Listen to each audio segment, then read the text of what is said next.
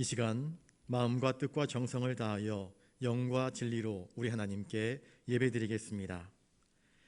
내가 전심으로 주께 감사하며 신들 앞에서 주께 찬송하리이다. 내가 주의 성전을 향하여 예배하며 주의 인자하심과 성실하심으로 말미암아 주의 이름에 감사하오리니 이는 주께서 주의 말씀을 주의 모든 이름보다 높게 하셨습니다. 우리의 산성이신 아버지 하나님, 감사와 찬송을 올려드립니다. 지난 한 주간도 권능의 팔로 저희들을 지키시고 발걸음마다 의롭고 평탄한 길로 인도하여 주시오니 감사를 드립니다. 주님께서 저희들의 건강과 명예와 가산을 지켜주셨기에 저희들이 이처럼 평안하고 복된 삶을 누리고 있습니다.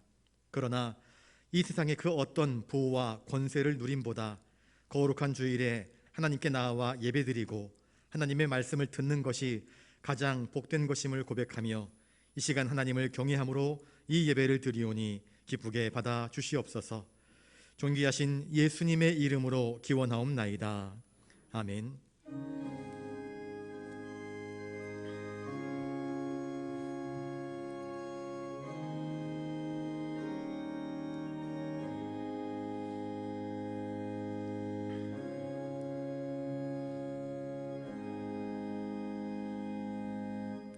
교동문 24번입니다.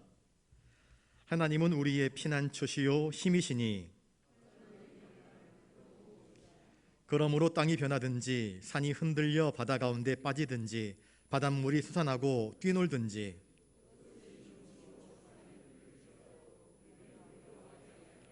한 시내가 있어 나뉘어 흘러 하나님의 성 곧 지존하신 이의 성소를 기쁘게 하도다.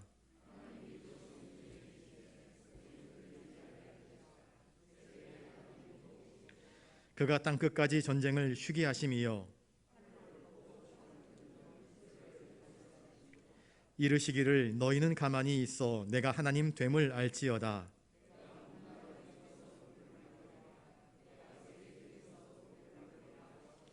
만군의 여호와께서 우리와 함께 하시니 아멘. 인생의 행위를 아시며 사람의 마음 깊은 곳을 감찰하시는 아버지 하나님, 지난 한 주간 동안 저희들의 잘못된 행위들을 이 시간 고백합니다. 저희 마음 깊은 곳에 도사리고 있는 우리의 교만함을 회개합니다. 저희의 존재와 신앙의 근거가 하나님께 있음에도 저희들은 주님 안에 뿌리 내리기를 싫어하며 내 자신을 자랑하고 내 자신의 영광만을 드러내려 하였습니다. 영적인 잠에 빠져 땅의 것만 바라보고 있으면서도 나의 믿음은 안전하고 건강하다고 착각하였습니다. 불안과 두려움이 밀려올 때에는 하나님을 의지하는 대신에 세상의 물질과 권력과 허탄한 것들로 위안을 삼고자 하였습니다. 하나님, 이 모든 어리석음과 교만함을 용서하여 주시옵소서. 다시 한번 은혜를 내리셔서 저희로 깨끗하고 온전한 심령으로 주님만을 섬길 수 있도록 도와 주시옵소서. 우리의 유일한 길이요 진리요 생명이며 구원자이신 존귀하신 예수님의 이름으로 이 고백의 기도를 드리옵나이다. 아멘. 이제 하나님과 나만이 알고 있는 죄를 놓고 잠잠히 참회하는 기도를 계속 드리겠습니다.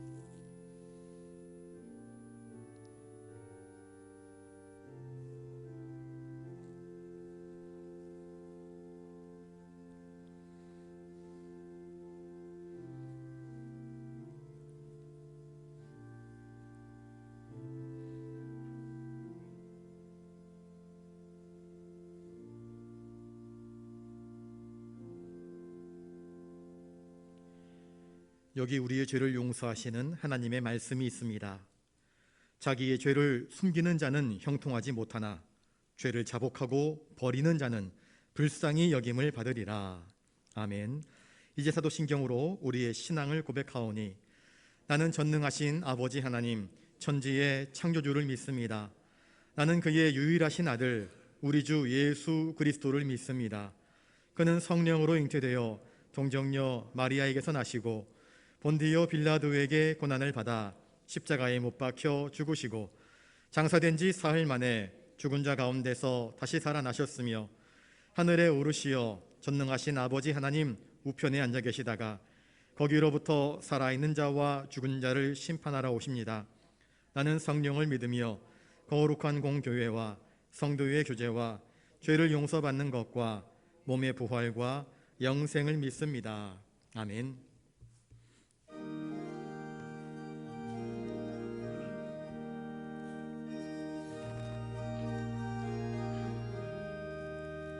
즐겁게 안식할 날, 반갑고 좋은 날, 내 마음을 경계하니 기쁜 날, 이 날에 전하 만민 다 보좌 앞에서 참되신 삼위일체 다 찬송 부르네. 이 날에 하늘에서 새 양식 내리네. 성회로 모이라고 좋은 소리 울리네. 복음의 밝은 빛은 온 세상 비치며 또 영생 물이 흘러 시원케 하시네. 이 주일 지킴으로 새 은혜 입어서 영원히 쉬는 곳에 다 올라갑시다. 성부께 찬미하고 성자와 또 성령 참되신 삼위일체 다 찬송 부르세.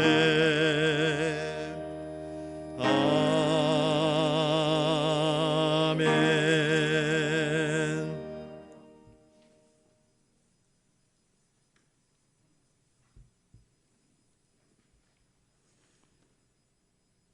만유의 주가 되시고 만복의 근원이 되시는 여호와 하나님, 그 크신 은혜에 감사를 드립니다.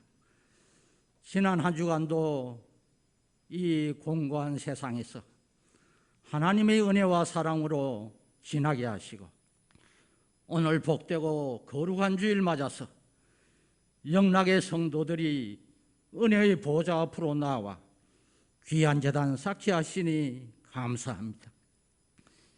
이 시간 주님이 임재하셔서 우리들의 마음을 주장해 주시사 신령과 진정으로 예배드리는 한 시간 되게 하여 주시옵소서.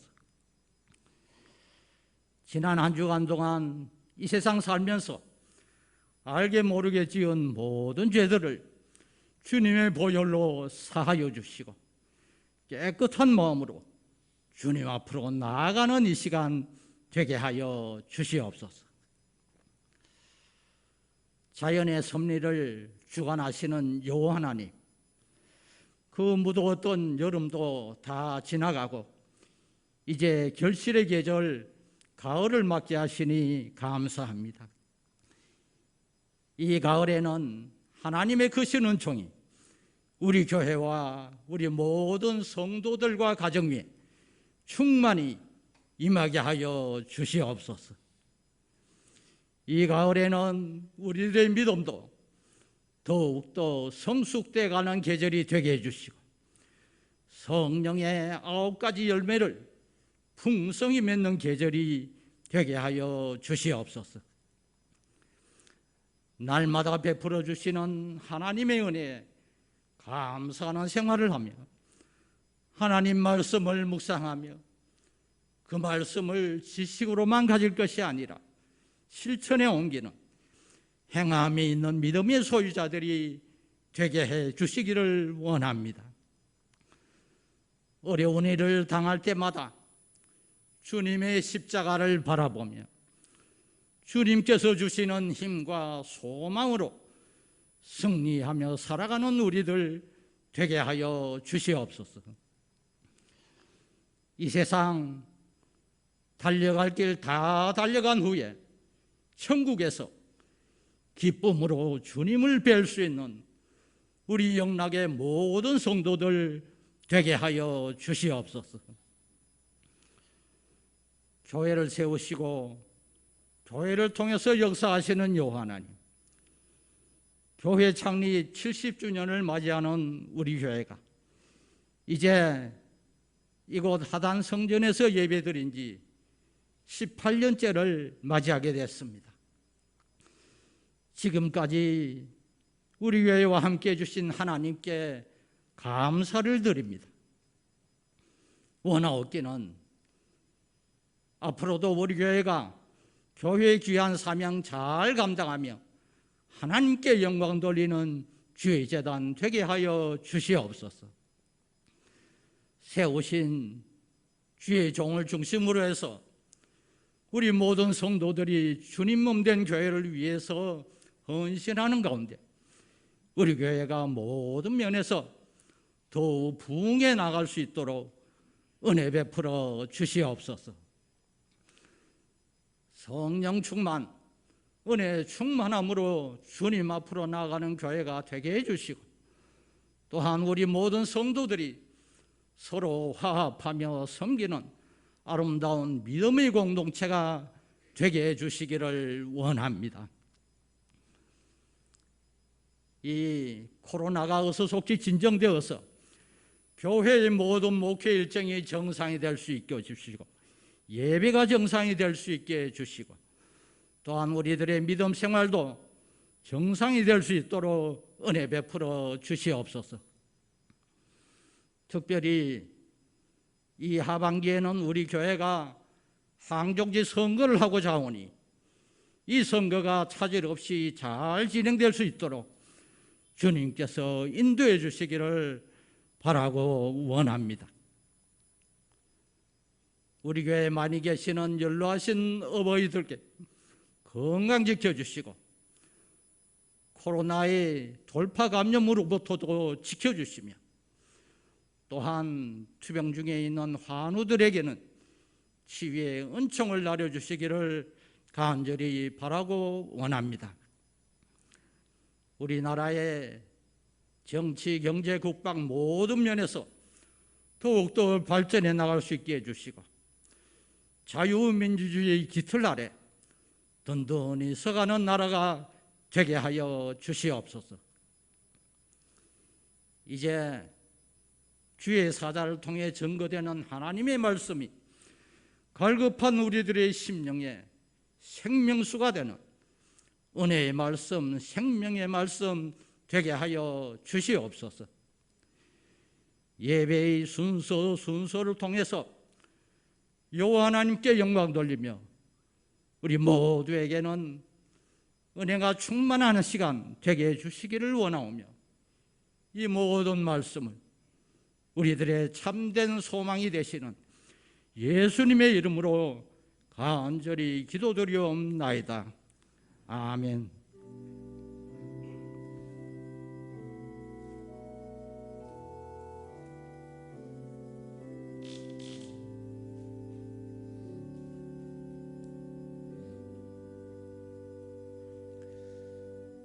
이 시간 하나님께서 우리에게 주시는 말씀은 구약성경 시편 123편 1절부터 4절까지 말씀입니다.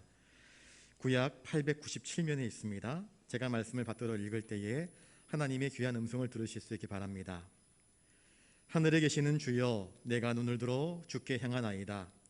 상전의 손을 바라보는 종들의 눈같이, 여주인의 손을 바라보는 여종의 눈같이 우리의 눈이 여호와 우리 하나님을 바라보며 우리에게 은혜 베풀어 주시기를 기다리나이다. 여호와여, 우리에게 은혜를 베푸시고 또 은혜를 베푸소서. 심한 멸시가 우리에게 넘치나이다. 안일한 자의 조소와 교만한 자의 멸시가 우리 영혼에 넘치나이다. 아멘.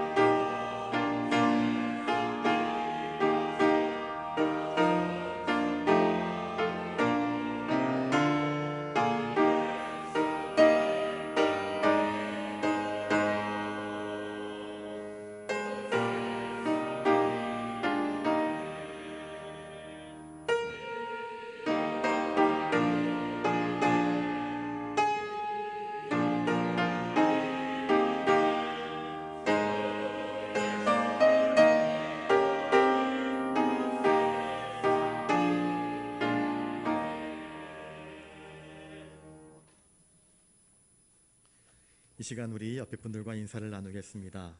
눈을 들어 주님을 바라봅시다.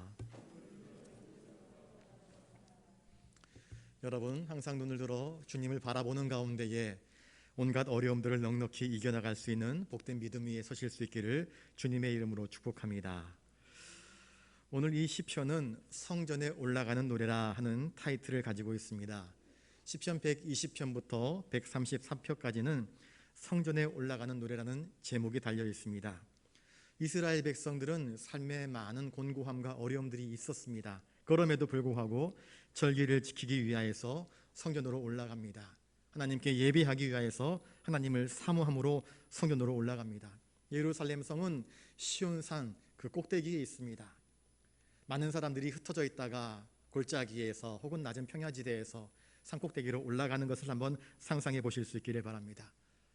한라산을 등반할 때면 한라산 꼭대기까지 올라가려면 계단을 밟고 올라가야 됩니다. 계단이 얼마나 많은지 모릅니다. 가도 끝이 없습니다. 계단을 통과하면 또 평야지대가 나옵니다. 한참을 걸어가야 되고 맨 끝에 마치 40도, 45도 이상 되는 그 가파른 길을 옆에 봉을 붙잡고 올라가야 산 꼭대기에 올라갈 수 있습니다. 그런 것처럼 이스라엘 백성들은 믿음의 노래를 부르면서 산으로 올라갑니다. 소망을 가지고 계단을 넘고 언덕을 뛰어넘어 주의 성전을 향해서 올라가는 것입니다. 여러분, 저와 여러분들의 신앙도 저 하늘나라를 향해서 상승하는 신앙의 노래를 부르며 나아갈 수 있기를 주님의 이름으로 축복합니다. 삶은 고통스러웠습니다. 아파왔습니다. 삶의 문제들이 여전히 해결되지 않았습니다. 그러나 그들은 영혼의 고통, 말할 수 없는 탄식을 가지고 그럼에도 불구하고 하나님께 소망을 두고 믿음으로 노래하면서 기도하면서 성전으로 올라간 것입니다. 시편 123편은 짧게 4구절밖에 되어 있지 않습니다. 그런데 이 짧은 4구절 속에 신앙인의 고백, 신앙의 탄식, 신앙인의 간구, 신앙인이 드려야 할 기도의 제목이 무엇인지를 우리에게 정말 열정적으로 보여주고 있습니다. 우리도 저 영원한 천국을 향하여서 지금 나아가는 중에 있습니다. 하나님 계신 저 하늘 보좌를 향해서 나아갈 때에 상승의 날개를 치며 노래하면서 믿음으로 기도하면서 하나님께로 나아가는 우리 모두가 되어야 하겠습니다. 오늘 본문에 하늘에 계시는 주여라고 말씀을 하고 있습니다. 이 말씀은 무슨 뜻일까? 여러분, 하나님은 창조주이십니다. 모든 만물을 다스리십니다. 그리고 모든 것 위에 초월하십니다. 우리는 시간의 제약을 받습니다. 과거로 돌아갈 수 없고 미래를 내 마음대로 조작할 수 없습니다. 그러나 하나님은 시간 밖에 계시고 시간 안에 계십니다. 하나님은 공간의 주인이십니다. 모든 시간과 공간이 하나님의 손아귀 안에 있습니다. 하나님은 하늘을 보좌로 삼으시고 땅을 그 발판으로 삼으시는 전능하신 하나님이십니다. 세상의 모든 지혜, 지식, 경험, 철학, 사상들을 초월하여 계시는 분이 바로 우리 하나님이십니다. 모든 것의 근원으로 존재하십니다. 생명의 근원이 바로 하나님 아니십니까? 그리고 이 세상 모든 만물들을 궁극적으로 심판하시는 심판주가 바로 우리 하나님이십니다. 그래서 하늘에 계시는 주여 할 때 이 하나님의 어미함과 지극히 높으심을 하늘에 계신 주여라고 표현을 하고 있습니다. 그러면 하나님께서 하늘에 계시기 때문에 너무나 거룩하시기 때문에 우리하고는 너무나 동떨어진 분이십니까? 하나님은 또한 그런 분이 아니십니다. 하나님은 우리를 얼마나 사랑하는지 모릅니다. 우리와 가까이 하기를 원하시고 또한 우리가 하나님을 찾는 백성으로 가까이 나오시기를 원하시는 교제를 사모하시는 하나님이십니다. 하나님의 사랑이 가장 극적으로 나타난 것이 어디에 있는가? 바로 예수 그리스도의 생애 속에 담겨져 있습니다. 예수님은 근본 하나님의 본체이셨지만 하나님과 동등됨을 취할 것으로 여기지 아니하시고 오히려 자기를 비워서 우리 인간의 몸, 곧 종의 형체를 입어 우리 가운데 찾아오셨습니다. 자기를 낮추셨습니다. 철저하게 낮추셨습니다. 그래서 십자가에 죽으시기까지 자기를 낮추셔서 우리의 인생의 모든 죄의 문제를 대신 감당해 주신 것입니다. 하나님은 이처럼 맏아들 예수 그리스도를 우리를 위해서 내어주실 만큼 우리를 사랑하시는 하나님이십니다. 주님은 부활 승천하신 이후에 하늘 보좌 우편에 계시면서 우리에게 약속하신 성령님을 보내어 주셔서 내가 너희와 항상 함께 하겠다 하신 그 약속을 성령님을 보내주심으로 말미암아 우리를 인도하시고 붙들어 주시고 영원한 천국으로 나올 때까지 영원히 우리와 함께 하시는 주님이심을 성경은 이야기하고 있습니다. 그러니 하나님은 초월하신 하나님이시면서 또한 우리와 함께 동거동락 동행하시기를 기뻐하시는 하나님이십니다. 이분이 바로 우리가 섬기는 하나님의 모습인 것입니다. 자, 그러면 극심한 고난의 현실 속에서 시편 기자의 눈은 누구를 향하여 바라보고 있는 것입니까? 여러분, 우리 1절 말씀을 다시 한번 읽어보겠습니다. 시작. 하늘에 계시는 주여, 내가 눈을 들어 주께 향하나이다. 고난이 있습니다. 고통이 있습니다. 상처가 있습니다. 아픔이 있습니다. 많은 사람들이 아파하면, 고통스러우면 그 고통스러운 인생의 문제를 바라봅니다. 저 사람 때문에 내가 힘들어 죽겠다. 이 질병 때문에 내가 힘들어 죽겠다. 이 환경이 나를 힘들게 하는구나. 이 때가 빨리 지나갔으면 좋겠다. 환경에만 몰두하고 집중을 합니다. 그런데 시편 기자의 눈은 그렇지 않았습니다. 그것을 초월하여 이 고통, 현실의 암담함을 뛰어넘어 우리에게 여전히 손님이시고 이 모든 고통에서 우리를 건져내 주실 구원의 하나님을 향해서 눈을 들어 바라보고 있습니다. 여러분, 성도의 눈은 하나님을 향해야 하는 것입니다. 주님을 신뢰하며 기도하며 찬송함으로 또한 주를 경외함과 순종함으로 주님께 가까이 나아가는 사람들이 되실 수 있기를 주님의 이름으로 축복합니다. 옆에 나를 도와주는 사람이 1000명 있다 할지라도 하나님께서 우리를 도와주시지 않으면 아무 소용없습니다. 옆에 나의 병을 책임져 줄 전담 의사가 있다 할지라도 하나님이 우리의 호흡과 생명을 지켜주시지 않는다고 한다면 사람의 도움이라고 하는 것은 너무나 연약한 것일 뿐입니다. 우리는 주님을 향해야 됩니다. 우리의 상함과 고통과 슬픔이 너무나 커서 하나님을 바라보지 못하는 일이 없도록 항상 의식적으로 깨어있어서 눈을 들어 주님을 바라볼 수 있기를 바랍니다. 그러므로 성도의 눈은 땅의 것에 너무 연연하지 않고 또한 땅의 것에 매여 있지 않습니다. 하나님의 자녀답게 성도는 썩어 없어질 세상의 것을 바라보지 말고 하늘의 것, 영원히 우리를 도우실 수 있는 하나님을 사모함으로 바라볼 수 있어야 됩니다. 우리가 인생을 살면서 참 많은 다툼과 시기와 분쟁들이 있습니다. 그런데 왜 싸울까요? 부부싸움 왜 할까요? 별것 아닙니다. 반찬 짜다고 했다고 싸웁니다. 별것 아닌 것 가지고 우리 싸웁니다. 조금만 자존심을 낮추면, 조금만 이해하면, 조금만 더 상대를 배려하게 되면 싸울 일이 아닌데 별것 아닌 것 가지고 우리가 싸웁니다. 그래서 미워하고 죽이겠다고 하고 덤벼들고 상대방을 깎아내리지 못해서 안달난 인생들이 얼마나 많습니까? 여러분, 이러한 상황 속에서 시편기자는 눈을 들어 나는 주를 향하겠다, 주를 바라보겠다 우리에게 가르쳐주고 있습니다. 이 말은 우리가 당하는 현실 세계의 고통을 완전히 잊어버려라, 외면해라, 모른 척해라 하는 뜻이 결코 아닙니다. 우리 하나님은 우리의 현실 세계의 고통을 이해하시기 때문에 당신의 아들 예수 그리스도를 우리에게 보내주셔서 그 고통을 대신 감당하게 하심으로 우리의 인생의 모든 죄진 문제들을 해결해 주지 않았습니까? 우리 스스로의 힘으로 그 문제를 해결하려고 할 때는 그걸 해결하지 못할 때가 많습니다. 오히려 그 문제를 해결하려고 하다가 감정에 휩싸이고 분위기에 휩싸이고 세상에 휩싸여서 나도 모르게 중심을 잃어버린 채 같이 싸우고 같이 미워하고 같이 다투는 경우들이 비일비재합니다. 그러나 우리는 하늘을 바라보면서 주님의 도우심을 바라보면서 주님, 이 험악한 세상에서 나는 어떻게 살아가야 될 것입니까? 주님의 도우심을 구할 때에 주님이 빛으로 우리에게 오신 것처럼 소금으로 맛을 내게 하신 것처럼 썩어져가고 어두워진 이 세상 가운데서 우리가 어떻게 살아가야 할지 말씀에 빛을 주시고 말씀에 맛을 주셔서 소금으로서 이 암담한 세상을 맛깔나게 하는 그러한 은총을 허락하여 주시는 것입니다. 눈을 들어 주님을 바라보는 것은 우리에게 믿음이 있음을 나타내주는 증거입니다. 우리는 교회에 나와서 맨 먼저 엎드려 회개합니다. 여러분, 주님을 바라보지 않으면 회개가 이루어지지 않습니다. 사람 바라보면은요, 저 사람 나보다 더 거짓말 잘해, 저 사람 나보다 더 나쁜 짓 많이 했어, 그러면 회개 안 됩니다. 그런데 온전하시고 순전하신 주님 바라보면, 주님의 그 거룩한 십자가 바라보면 우리는 우리의 연약함을 발견하지 않을 수 없습니다. 주님, 내가 죄인입니다.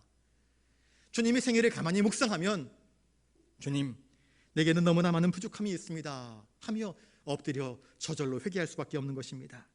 왜 우리가 눈을 들어 주님을 바라봐야 됩니까? 주님은 나는 마음이 온유하고 겸손하다 이야기합니다. 우리가 왜 싸웁니까? 온유하지 못하고 겸손하지 못하여서 높아지려고 상대방을 깎아내리려고 그렇게 싸우는 것 아니겠습니까? 그런데 십자가에 달리신 주님을 바라보십시오. 하늘 보좌를 버리시고 이 땅에 오셔서 철저하게 낮은 자세로 우리를 섬기신 주님을 바라보게 되면 주님, 제가 겸손하지 못했습니다 하며 주님의 겸손을 배워나갈 수 있는 것 아니겠습니까? 사랑하는 것도 마찬가지입니다. 우리의 사랑은 한계가 있습니다. 기분 좋을 땐 사랑하는 것처럼 보이지만 기분 나쁘면 사랑도 식어버립니다. 그러나 주님의 사랑은 어떻습니까? 십자가에 못 박으라 못 박으라 저주하는 그 사람을 향하여서 주님은 자신의 살과 피를 내어주지 않습니까? 우리가 진짜 사람을 사랑하기 위해서는 십자가를 바라보고 주님을 바라보아야 합니다. 그래야 하늘에서 흘러나오는 그 사랑을 힘입어 나를 괴롭히는 그 원수를 향해서 축복하며 오히려 기도해 줄 수 있는 진짜 사랑을 할 수 있기 때문입니다. 죄사함 받기를 원하십니까? 주님께로 나아가야 하고 주님을 바라보아야 합니다. 주님은 언제든지 우리의 죄를 용서하시려고 손 내미시는 주님이십니다. 누구든지 자기 죄를 자백하기만 하면 주님은 미쁘셔서 우리를 용서하시기를 기뻐하시는 주님이시기 때문입니다. 그래서 성전을 향하여 나아가며 주님을 향하여 나아가며 믿음으로 노래하면서 나아가며 주님께 소망을 두고 한 걸음 한 걸음 더 나아가야 하는 것입니다. 세상의 고난 중에서 영혼이 뒤틀리고 감정이 뒤틀리고 인생이 쥐어 짜는 것처럼 고통을 당한다 할지라도 주님을 바라보는 데에 소망이 있고 거기에 치유가 있고 거기에 은혜가 있기 때문입니다. 그래서 우리는 눈을 들어 주를 바라보면서 주의 전으로 나아가야 하는 것입니다. 저를 따라서 한번 해볼까요? 눈을 들어 주님을 바라보는 것은 성도가 누리는 특권입니다. 여러분, 주를 바라볼 수 있는 것은 특권입니다. 주님께 나아 엎드려 기도할 수 있는 것, 주님의 도우심을 우리가 요청할 수 있는 것은 특권입니다.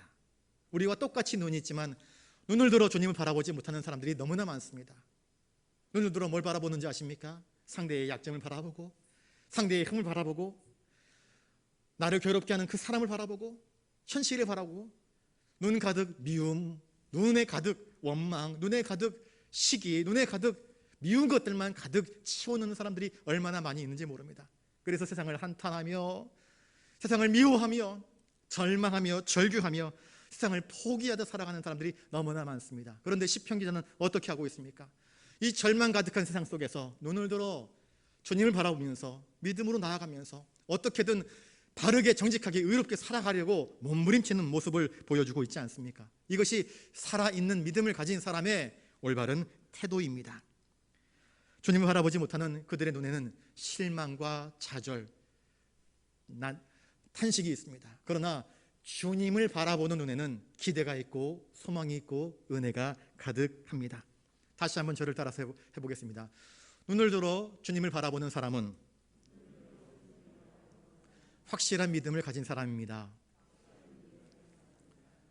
여러분, 눈을 들어 주님을 바라보는 것은 주님을 기대하는 것입니다. 주님께서 내가 기도하면 응답해 주실 것을 확신하기 때문에 눈을 들어서 주님을 바라보는 것입니다. 스데반처럼 돌을 들어서 나를 향해 던지는 그들 바라보면 마음이 뒤틀리고 영혼이 뒤틀리고 분노가 치밀어 오르겠지만 저 하늘 보좌 우편에 서 계신 주님 바라보니까 그들 바라보지 않고 오히려 천사의 얼굴, 천사의 미소가 되어서 자기를 향해서 돌을 들어 던지는 그 사람들을 바라보며 하나님, 저들을 용서해 주십시오. 자기들이 무슨 짓 하는지 자기들이 죄를 알지 못합니다. 예수님처럼 기도할 수 있었던 것 아니겠습니까? 여러분, 우리는 항상 주님을 바라보아야 됩니다. 베드로가 풍랑 중에 제자들과 함께 열심히 노를 저어서 배가 파손당하는 것을 면하고자 몸부림치고 있었습니다. 저쪽에서부터 주님이 걸어오십니다. 제자들은 두려워 벌벌 떱니다. 유령이다, 유령이다 소리 지릅니다. 그런데 주님이 나다, 안심하라 말씀합니다. 베드로가 주님께 감히 도전합니다. 주님, 정말 주님이 맞거든 나도 물리를 걷게 해주십시오. 걸어와라. 베드로가 물리를 걸었습니다. 한참을 걸어가다가 뒤에서 갑자기 사나운 바람 소리가 들립니다. 큰 파도가 자기를 덮칠 것 같은 소리가 들려옵니다. 주님 바라보던 그 시선을 놓쳐버리고 그만 뒤를 바라보고 바람을 바라보고 풍랑을 바라봅니다. 그랬더니 물에 빠져 죽게 생겼습니다. 주님, 나를 건져 주십시오. 베드로가 주님께 요청합니다. 여러분, 주님을 바라볼 때에는 용감하게 물 위를 걷다가 주님을 바라보던 시선을 놓쳐버렸더니 물에 빠져 허우적거리는 베드로처럼 우리는 잠깐 주님을 바라보면서 힘을 얻은 것처럼 보이다가 다시 세상 바라보고 낙심하고 물에 빠진 베드로처럼 어쩔 줄 몰라 하는 경우들이 종종 있습니다. 성경은 무엇이라 이야기합니까? 항상 주님을 바라보는 그 시선을 놓지 말라 이야기합니다. 주님은 베드로에게 왜 믿음이 없느냐 그렇게 책망하십니다. 여러분, 믿음의 시선을 주님께 고정할 수 있기를 바랍니다. TV를 보니까 채널 고정하십시오 그러더라고요. 채널 고정. 여러분, 우리의 믿음의 채널을 하나님께 고정하십시오. 딴 데로 채널 돌리지 마십시오. 상황 바라보지 마십시오. 그 상황을 뛰어넘어 주님의 은혜를 바라보실 수 있기를 바랍니다. 고난의 바다와 같은 이 세상살이를 살면서 여러 가지 많은 어려움들이 있지만 그 고난을 넉넉히 이기게 하시는 주님을 바라볼 때에 우리는 비로소 승리할 수 있습니다. 모든 도움의 근원 되시는 주님을 바라봄으로 위로와 소망을 얻을 수 있는 우리가 될 수 있기를 바랍니다. 한 번 더 저를 따라서 해보겠습니다. 우리의 도움은 오직 하나님께 있습니다. 시편 121편 1절 2절에 이렇게 노래합니다. 내가 산을 향하여 눈을 들리라. 나의 도움이 어디에서 올까? 나의 도움이 천지를 지으신 여호와에게서로다. 하나님이 누구이신가? 아까 하늘에 계신 주여라고 말하지 않았습니까? 천지와 만물이 하나님의 것입니다. 시간과 공간이 하나님의 것입니다. 모든 생명이 하나님의 것입니다. 모든 권세가 하나님의 것입니다. 그러니 진짜 지혜로운 사람은, 진짜 이 하나님을 인정하는 사람은 눈을 들어 하나님을 바라고 하나님의 도움을 구하는 것입니다. 2절을 같이 읽겠습니다. 2절입니다. 시작. 상전의 손을 바라보는 종들의 눈같이, 여주인의 손을 바라보는 여종의 눈같이 우리의 눈이 여호와 우리 하나님을 바라보며 우리에게 은혜 베풀어 주시기를 기다리나이다. 상전과 여주인의 손을 바라보는 종들의 눈같이, 이것은 하나의 비유적인 표현입니다. 머리가 잘 돌아가고 눈치 빠른 종은요, 집주인이 혹은 안주인이 아침에 일어나서 기지개만 펴도 물 갖다 바칩니다. 새순물 떠났습니다. 여기 수건이요. 벌써 주인의 기색 속에서 무엇이 필요한지를 착각착각 알아채서 주인을 내가 어떻게 하면 기쁘게 해드릴까를 생각합니다. 여러분, 이처럼 우리의 눈이 여호와의 손을 향해야 됩니다. 여호와를 깨어 의식해야 됩니다. 믿음의 사람들은 눈을 들어서 하나님의 손짓을, 하나님의 눈짓을, 하나님의 제스처를 이해할 수 있어야 됩니다. 하나님의 손길이 온 우주 만물 가운데에 골고루 새겨져 있습니다. 하나님은 말씀으로 천하와 만물을 창조하신 하나님이십니다. 창조의 세계, 또 섭리하시고 돌보시고 또 십자가 속에서 나타나시는 하나님의 손길들이 얼마나 많이 있습니까? 여러분, 십계명의 말씀은요, 하나님께서 모세를 산 위에 부르셔서 하나님이 친히 그 손으로 돌판 위에 써주신 하나님의 손짓의 언어입니다. 하나님께서 인생들의 마음 가운데 성령의 감동을 주셔서 성경이라고 하시는 하나님의 마음을, 하나님의 의중을 우리에게 나타내 보여주셨습니다. 종이 주인의 손짓 눈짓을 헤아리며 주인의 마음을 헤아리며 주인을 기쁘게 해드리는 것처럼 하나님으로부터 피조받은 우리 인생들은 하나님의 의중이 무엇일까? 하나님의 뜻이 과연 무엇일까? 하나님의 숨결이 고스란히 담겨져 있는 이 생명력 있는 성경 말씀을 주의 깊게 묵상하면서 하나님의 뜻을 헤아리고 또한 하나님의 뜻이 내 삶 속에서 이루어지기를 바라고 기도해야 하는 것입니다. 우리의 눈이 여호와 우리 하나님을 바라보며 그러므로 참으로 순종하는 종처럼 경건하게 우리는 하나님을 바라볼 수 있기를 바랍니다. 부주의하게 또 졸다가 또 딴 것 바라보다가 믿음의 시선을 놓쳐버리고 하나님의 의중대로 살아가는 것이 아니라 내 욕망대로 살아가는 어리석음을 범하지 말아야 할 것입니다. 한 번, 두 번 보다가는 그 다음부터는 모르겠다, 내가 보고 싶은 것, 내가 하고 싶은 것 그대로 살아야 되겠다 하면 안 됩니다. 우리가 끝까지 항상 주님을 바라보면서 주님께 우리의 믿음의 시선을 고정하고 그렇게 살아갈 때에 그것이 참으로 복된 인생일 것입니다. 시편 기자가 하나님을 바라보면서 기대한 것은 무엇입니까? 주여 우리에게 은혜 베풀어 주시기를 기다리나이다 말씀하고 있습니다. 다른 성경에서는요, 이전 개역 성경에서는 이 은혜를 긍휼로 표현하고 있고 공동번역에서는 자비라 표현을 하고 있습니다. 하나님의 은혜, 긍휼, 자비 사실은 같은 어원에서 나온 말씀들입니다. 긍휼이란 무엇입니까? 어려움 가운데 처한 사람을 불쌍히 여기는 마음을 긍휼이라 이야기합니다. 하나님은 우리를 긍휼히 여기십니다. 긍휼히 여기시기 때문에 자비를 베푸시고 또한 그 자비가 은혜로 우리 가운데 나타나는 것 아니겠습니까? 하나님의 은혜, 긍휼, 자비가 없다고 한다면 인간에게, 죄를 범한 인간에게 구원이란 있을 수 없는 사건이었습니다. 하나님은 우리를 사랑하심으로 비록 공의로우신 하나님이시지만 그 죄의 문제를 해결하시기 위하여서 사랑으로, 긍휼로, 자비로 당신의 아들 예수 그리스도를 보내주신 것 아니겠습니까? 이스라엘 백성들이 애굽에서 고통당할 때 하나님께서 그들을 긍휼히 여기셔서 모세를 보내주셔서 그들을 건져내 주신 것 아니겠습니까? 광야에서 불순종하고 믿음의 테스트에서 연전연패할 때에 하나님께서 그들을 완전히 멸하지 아니하시고 가나안 땅을 정복하게 하신 것은 무엇입니까? 그들을 통하여서 거룩한 나라로 세워주게 하신 것은 바로 하나님의 긍휼과 자비와 은혜 때문 아니겠습니까? 여러분, 하나님의 긍휼하심이 없다고 한다면 여기에 서 있을 수 있는 인생은 아무도 없었을 것입니다. 하나님의 긍휼과 자비와 은혜가 우리 가운데 여전히 있는 것입니다.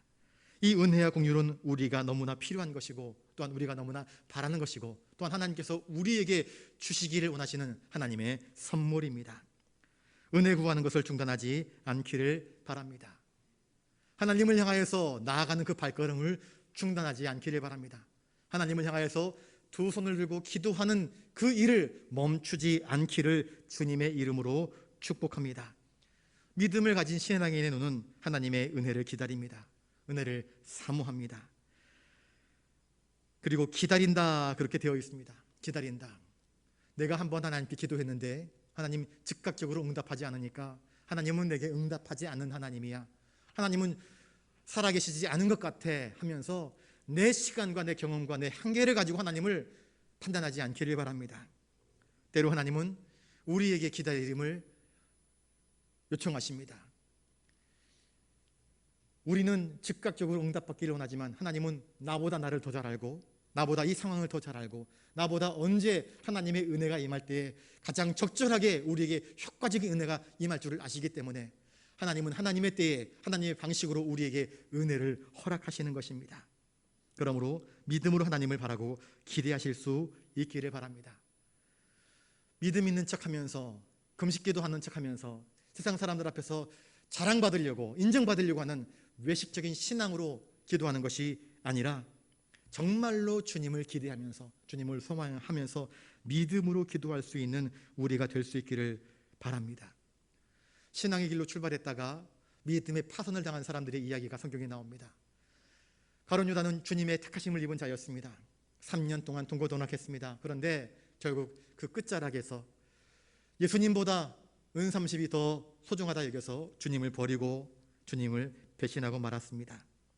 이스라엘 백성들이 광야에서 수많은 기적과 그 은혜를 체험하면서도 배신과 반역과 배은 망덕의 행위를 반복해서 보인 것은 우리에게 시사하는 바가 너무나 큽니다. 여러분, 우리의 신앙은 하나님을 향하여서 온전히 바라보는 가운데에 초지일관 하나님만 바라볼 수 있어야 할 것입니다.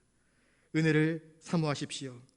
은혜를 입은 자가 가장 복된 자이기 때문입니다. 우리 3절 말씀을 같이 한번 읽어보겠습니다. 3절입니다.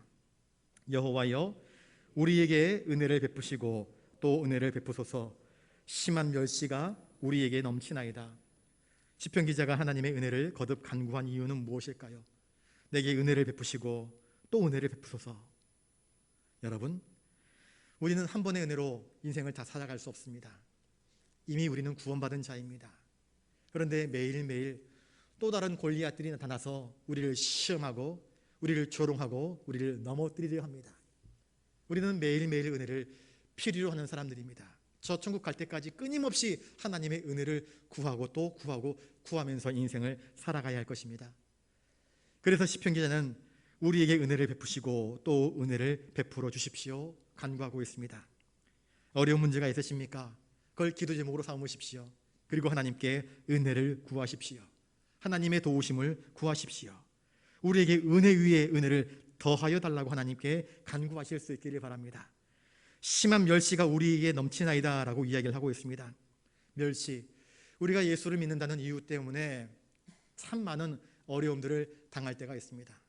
예수를 잘 믿어서 직장에서 열심히 정직하게 일을 하는데 직장 끝나고 회식을 한다고 직장 상사가 주는 술 한 잔 받지 않습니다. 죄송합니다, 사장님. 저는 교회를 다녀서 교회 집사라, 교회 장로라, 저는 술을 마시지 않습니다. 죄송합니다.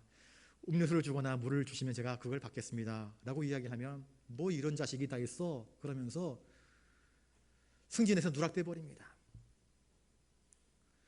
신앙생활을 하기 때문에 거짓과 불의와 타협할 수 없습니다. 일을 하다 보면 여러 가지 각종 비리들이 발생을 하지 않습니까? 그런데 나는 정직해야 되기 때문에 그런 일들을 할 수 없습니다. 타협하지 않습니다. 아이고 이런 사람 봤나 그러면서 나 당신하고 거래하지 않겠어. 뭔가 줬으면 뒤에서 뭔가 챙겨줘야지 왜 그런 것도 없냐 그러면서 거부하는 일들이 있습니다. 그런 일로 인하여서 멸시를 당하고 오해를 당하고 모욕을 당하는 일들이 있습니다. 그런데 심한 멸시가 우리를 짓누르고 우리를 힘들게 하고 우리를 괴롭힌다 할지라도 하나님, 나는 하나님을 바라보는 이 신앙을 결코 포기하지 않겠습니다 하는 것이 믿음을 가진 시편 기자의 태도입니다. 주님은 우리에게 이렇게 말씀하십니다. 무릇 그리스도 예수 안에서 경건하게 살고자 하는 자는 박해를 받으리라 말씀합니다. 여러분, 어떠한 멸시가 우리 위에 있다 할지라도 하나님을 바라보는 그 신앙을 결코 포기하지 않기를 바랍니다. 하나님이 우리를 도우실 것이기 때문입니다. 4절 말씀을 한 번 더 읽어보겠습니다. 4절입니다. 시작.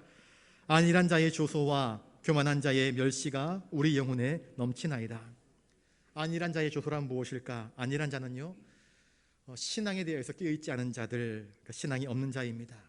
스스로 교만하여서 내가 잘 되는 것이 내 공로, 내 힘으로 된 것인 줄 알고 남의 가난함, 남의 고통, 남의 불행을 아무것도 아닌 것처럼 여기면서 훈수 들고 함부로 말하고 정죄하고 욕하는 사람들, 남의 괴로움에 대하여서 아랑곳하지 않고 오직 자신만을 위해서 살아가는 사람들, 철저한 이기주의에 빠진 사람들, 하나님 그런 게 어디 있어 그러면서 하나님의 심판의 메시지와 경고를 무시하는 사람들, 그들은 하나님이 어찌할 것인가 하며 하나님을 믿는 우리를 저주하고 또한 하나님에 대한 신앙을 저주하는 사람들입니다.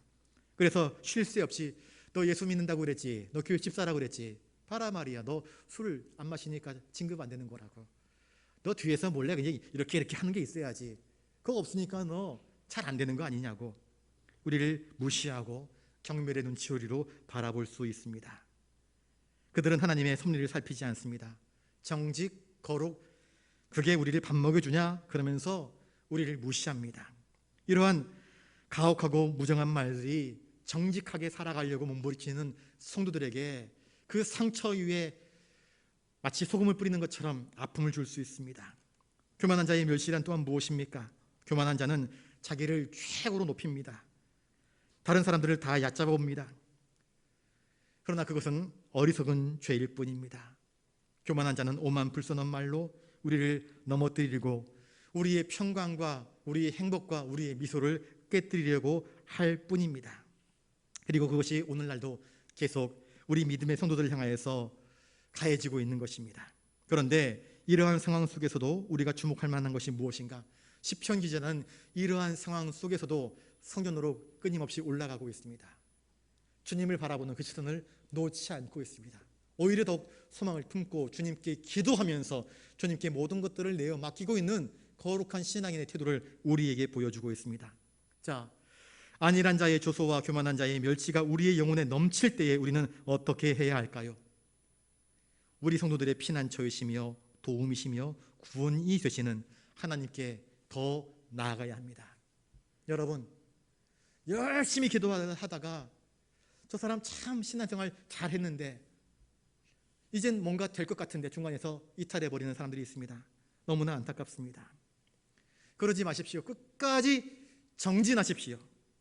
우리 주님께서는 이 세상에 우리 인생들을 구원하시기 위해 오셨습니다. 이적과 기적, 은혜와 사랑을 베풀어 주셨습니다. 사람들은 환호했고 좋아했습니다. 그런데 예수님이 사람들의 의도한 대로 살지 아니하시고 십자가를 짊어지시고 저 골고다 언덕길을 올라가실 때, 그리고 저 십자가를 지고 십자가에 매달리셨을 때 사람들은 조롱하고 멸시하고 침뱉었습니다. 그러나 주님은 십자가를 지신 후 죽으셨고 부활 승천하셔서 하늘 보좌 우편에 계시면서 지금도 우리를 위해서 중보하며 기도해 주시고 계십니다. 주님은 산상수훈에서 이렇게 말씀하십니다. 의를 위하여 박해를 받는 자가 복이 있다 말씀하십니다. 불경건한 자들, 예수를 알지 못하는 자들, 믿지 않는 자들이 믿음의 사람들을 조롱하고 멸시하고 핍박한다고 할 때에 여러분, 그것 때문에 우리의 믿음이 소멸되지 않기를 바랍니다. 오히려 내가 의를 위하여 박해를 받을 때에 아하, 내 믿음은 가짜 믿음이 아니라 진짜 믿음이구나 하는 보증서가 된다는 사실을 기억하시면서 믿음으로 더욱더 반응하실 수 있는 우리가 될 수 있기를 바랍니다. 만약에 우리가 예수를 사랑하지 않고 세상을 사랑했다고 한다면 얼마든지 그들과 타협했을 것입니다. 좋은 게 좋은 거지 뭐 하면서 얼마든지 그들과 머리를 숙이고 함께 호흡을 맞췄을 것입니다. 그러나 믿음의 사람들은 결코 그렇지 않지 않습니까? 시편 기자는 하나님 여호와여 우리에게 은혜를 베푸시고 또 은혜를 베푸소서 하나님께 간구합니다. 교만한 자들에게는 은혜를 기대할 수 없습니다. 자비를 기대할 수 없습니다. 오직 하나님만이 우리에게 은혜와 공률과 자비를 허락하시는 하나님이십니다. 우리는 이 세상을 살아갑니다. 믿는 자들로 가득 차 있으면 얼마나 좋을까요? 그곳이 천국이겠지요.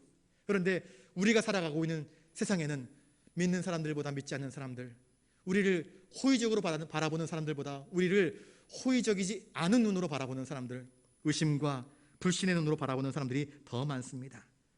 그러니 그들이 우리를 조롱하고 멸시할 때에 여러분, 그것 때문에 우리의 신앙을 포기하지 않기를 바랍니다. 그런 일들은 흔합니다. 그러한 조롱과 멸시 가운데서도 믿음이 흔들리고 약해져서는 안 될 것입니다. 앞서간 신앙의 선배들이 이러한 멸시와 천대 속에서도 하나님만을 의지하면서 꿋꿋하게 견디어 나갔던 것처럼 믿음을 가지시고 견디어 나가실 수 있기를 바랍니다. 이제 곧 성전에 올라가게 될 것입니다. 이제 곧 주님께서 우리를 위해서 예비해 놓으신 저 하늘 보좌에까지 우리가 나아가게 될 것입니다. 그러니 믿음을 가지고 견디어 내십시오. 비록 세상의 멸시가 그치지 않으나 오늘도 우리가 하나님 바라보면서 이런 세상의 멸시와 조소를 신앙 성장의 기회로 삼고 하나님 나에게 은혜를 베푸소서, 우리에게 은혜를 베푸소서 기도하시면서 나아가십시오. 주님이 우리를 도우실 것입니다. 시편 기자와 같이 우리도 코로나19로 인해서 많은 것이 무너지고 어려운 이 상황 속에서 절망하지 말고 포기하지 말고 다시 눈을 들어서 하나님을 바라보실 수 있기를 바랍니다. 스데반 집사처럼 하늘 보좌 우편에 계신 주님을 바라보면서 오늘도 믿음의 길을 우직하게 걸어가는 우리 성도님들 되시기를 주님의 이름으로 축복합니다. 기도하겠습니다. 주님, 시편 기자의 고백을 통하여서 우리의 신앙을 다시 한번 되돌아봅니다. 주여, 내가 눈을 들어 주께 향하나이다. 이것이 우리의 고백이 되게 하여 주시옵소서. 우리가 두 손을 들어 하나님 우리에게 은혜를 베푸시고 또 우리에게 은혜를 베푸소서 기도하며 하나님께 소망을 두고 우직한 신앙의 걸음을 걸을 수 있도록 도와주시옵소서. 주님이 도우심이 없이는 한순간도 살아갈 수 없는 존재임을 깨닫사오니 주여, 우리 모든 성도들 머리 위에 은혜를 더하여 주시옵소서. 감사를 드리오며 존귀하신 예수님 이름으로 기도드리옵나이다. 아멘.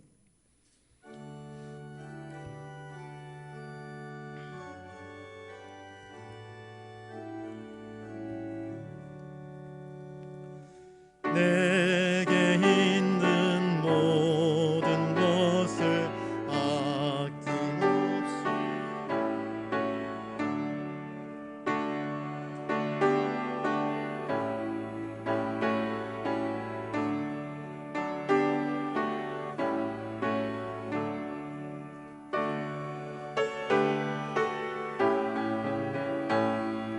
주께 드리네.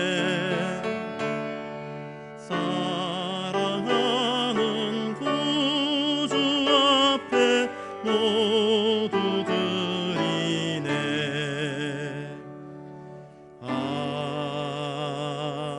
아멘. 거룩하신 주님, 한 주간을 잘 보내게 하시고 오늘 주의 성전을 사모하며 믿음으로 노래하면서 주님께 나오게 하시오니 감사를 드립니다. 삶의 자리에서 열심히 땀 흘려 수고하여 거두어들인 그 열매의 10분의 1을 구별하여 11주의 예물을 올려드립니다. 어려운 삶의 현실 속에서 포기하고 좌절하고 낙심하지 않고 오히려 하나님께 소망을 두고 엎드려 기도함으로 하나님의 도우심을 구할 때에 길을 열어주시고 수렁에서 건져주시고 또 은혜로 저희들에게 허락하여 주신 그 주님의 은총을 기억하며 여러 가지 감사의 예물로 올려드립니다. 우리 부산영락교회 내일을 기대하면서 비전 예물로 올려드리옵고 또 하나님 나라가 땅끝까지 이르러 증거되어지길 원하여서 즐거운 마음으로 선교 헌금 올려드립니다. 내 이웃을 불쌍히 여김으로 이웃사랑 헌금, 그 외에 다양한 제목들로 예물 올려드리옵나니 드린 한 사람 한 사람의 손길, 중심, 그 형편을 살피셔서 복되게 형통하게 더욱더 은혜를 충만하게 입을 수 있도록 주님 도우시고 인도하여 주시옵소서. 이 모든 것 주신 주님께 감사와 찬송과 영광을 올려드리오며 존귀하신 예수님 이름으로 기도드리옵나이다. 아멘.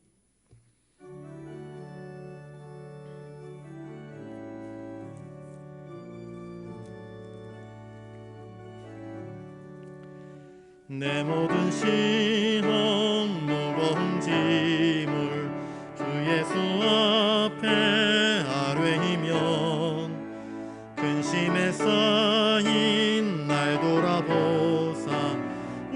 짐 모두 맡으시네. 무거운 짐을 나 홀로 지고 견디다 못해 쓰러질 때 불쌍히 여겨 구원해 주리 은혜의 주님 오직 예수. 내 모든 괴로움 닥치는 환난 주 예수 앞에 아뢰이며 주께서 친히 날 구해 주사 넓으신 사랑 베푸시네. 무거운 짐을 나 홀로 지고 견디다 못해 쓰러질 때 불쌍히 여겨 구원해 주리 은혜의 주님 오직 예수. 내 짐이 점점 무거워질 때 주 예수 앞에 아뢰이면 주께서 친히 날 구해 주사 내 대신 짐을 져주시네. 무거운 짐을 나 홀로 지고 견디다 못해 쓰러질 때 불쌍히 여겨 구원해 주리 은혜의 주님 오직 예수.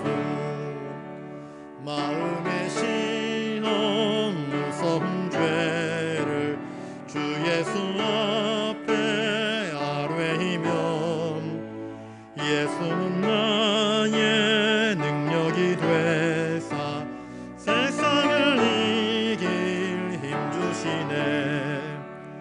무거운 짐을 나 홀로 지고 견디다 못해 쓰러질 때 불쌍히 여겨 구원해 주리 은혜의 주님 오직 예수. 이제는 우리 구주 예수 그리스도의 은혜와 하늘 아버지의 놀라우신 사랑하심과 성령님의 감동 감화 역사 교통하심이 여러 가지 어렵고 깊은 고통과 환난 중에 주여 내가 눈을 들어 주께 향하나이다 고백하며 주님의 성전으로 나온 사랑하는 부산영락교회 모든 믿음의 권속들, 흩어져 있는 우리 부산영락의 모든 믿음의 권속들, 영상으로 예배에 참여하는 모든 성도들 머리 위에 이제로부터 영원토록 함께 하옵시기를 간절히 축원하옵나이다. 아멘.